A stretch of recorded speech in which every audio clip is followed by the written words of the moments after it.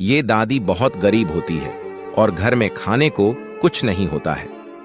दादी का एक वफादार कुत्ता होता है, टॉमी, जिसे दादी बहुत प्यार करती है। टॉमी दादी को परेशान देखता है तो वह दौड़ता हुआ जंगल की तरफ जाता है। टॉमी एक शिकारी को शिकार करते देखता है।